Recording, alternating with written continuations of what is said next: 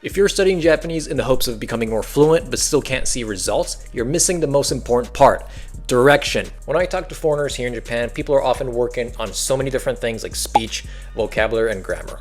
And they're still stuck at the intermediate level for like the past 5 years. My name is Sean Nairn and I'm an interpreter in Japan. And on YouTube, I help foreigners build their career in Japan. In this video, I'm going to teach you why you're stuck and what fluent people do to get out of that situation.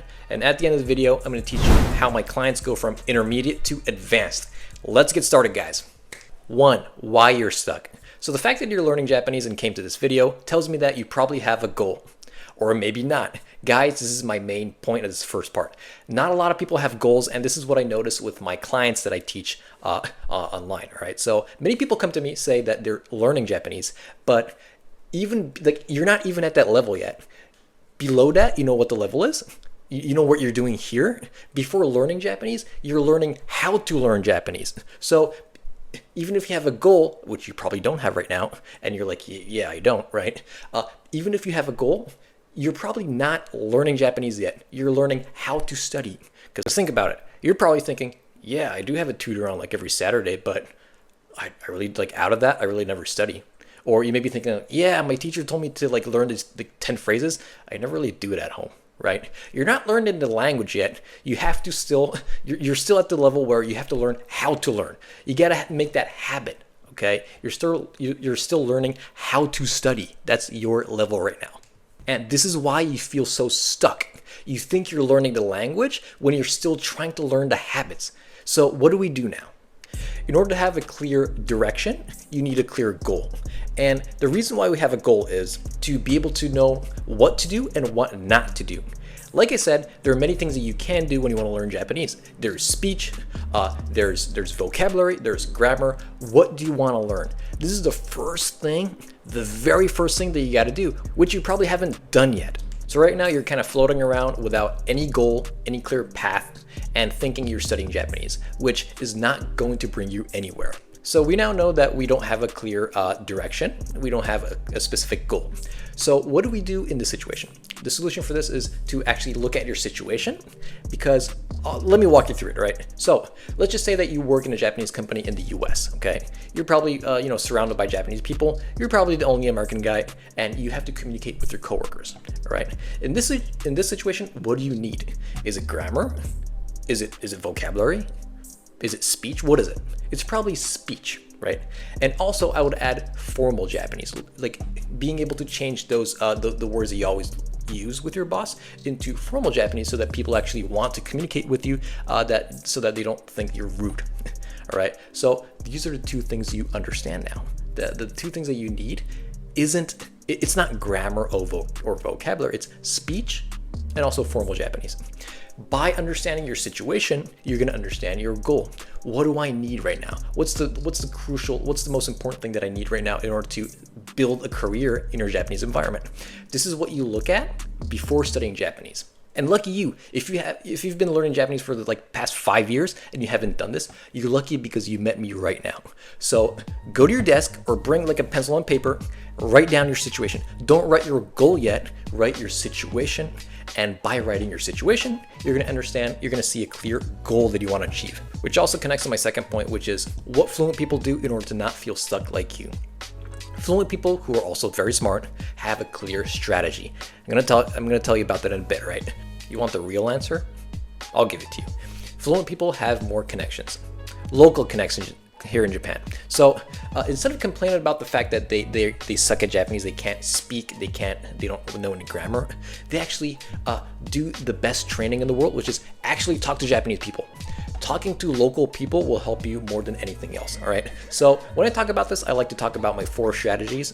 There's only 4 strategies in the world to actually learn Japanese, all right? 1, warm conversations. This is actually talking to your friends, pitching your friends, saying, yeah, like let's learn Japanese. I'm the foreigner, you're the Japanese friend.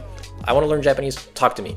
This is it's insanely effective, and it's the easiest way to actually learn Japanese, right? Number 2, you can do cold conversation. So this is like after you talk to your friends and you're confident enough, you can actually go talk to people strangers. So like Is it a person at a restaurant? Is it at the bank? You start going to those places by yourself. That's 2. So you got warm conversations and cold conversations, right? Number 3, you got learning through content.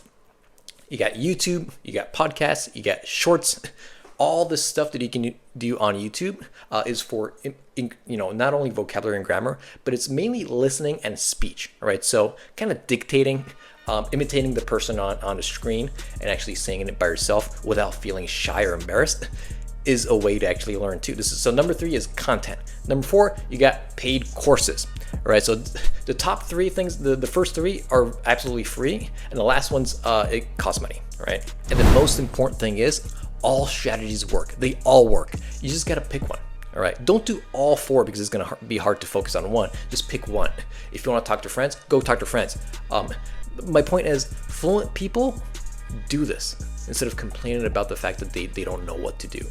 They actually know. So the difference between you and the fluent guy is that they know what to do. They know the 4 strategies. They know, they have friends to talk to. They actually feel confident because they've been talking to their friends for like the past 3 years that they can actually order stuff by themselves. Excuse me. They learn through content before they go to bed, right? I don't care even if you have a family or not. I'm making this YouTube video. I have a kid and I have a wife, right? They don't complain about their situation. They're actually learning in their downtime.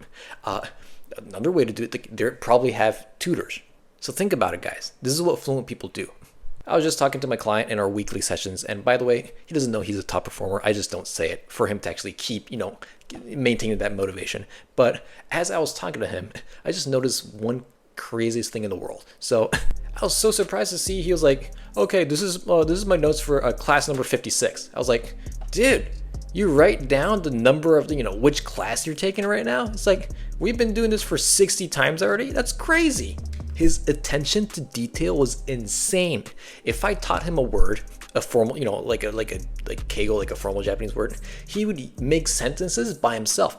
Like, we didn't do this in class. I just taught him the word and told him to think about other, other alternatives or examples. Just go search it.